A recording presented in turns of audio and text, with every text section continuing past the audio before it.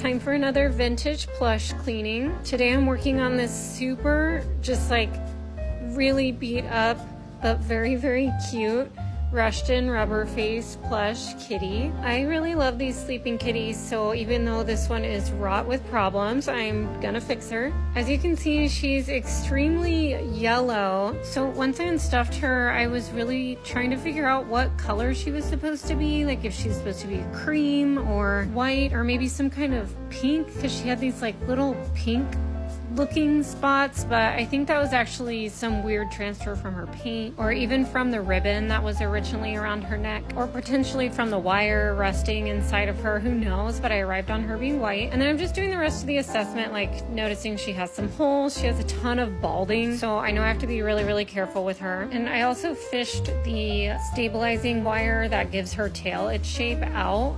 As you can see, it did get pretty rusty, but I also just wanted to show that these things get really tangled inside of them. So usually they're like in a big knot like this, and I just pull it out and make it really nice and smooth so I can put it back in so it serves its purpose. Because you guys know I like to keep everything as original as possible. So yes, I even saved the wires from inside, even if they're looking pretty crazy. I'm just super careful about getting these wet because, as you can see, this one has been wet and it got rusty. Also, she still does have a tag, but it's struggling. She also has a music box, which is fun. I always like looking at these things. They use so many different designs of these. It's pretty fun. And this girl has some really beautiful stuffing. I love this technicolored stuff. It's like recycled cotton candy beauty, and I'll flip this stuff up later. Okay, so here she is in her first dunk in the bath, looking pretty dingy. I'm gonna let her soak in there for a little while to see what loosens up initially.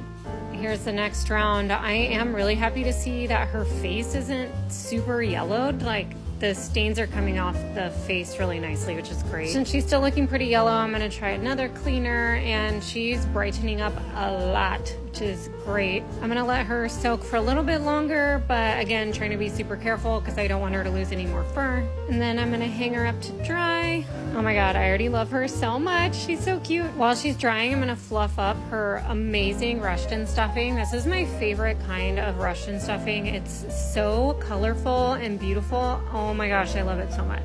Okay, now that she's all dry, first thing I'm gonna do is repair the holes that are in her seams, and then put her little tail wire back in, and I'll reattach her little taggy. And now that that's all done, I'll put her amazing stuffing back in. It's her little kitty soul bringing back to life.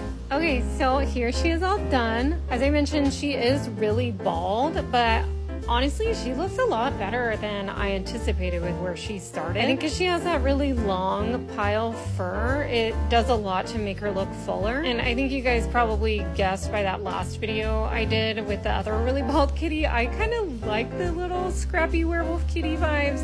So I'm super pleased with her. I think she looks really, really cute. I love how much she brightened up, and even her face is like, it looks really good. I did touch up her paint like the tiniest little whisper just to brighten her up a little bit, but I think she looks really, really good. I'm super pleased with how she turned out. She's just the most delicate little pretty miss you've ever seen. So sweet, so peaceful. I love her.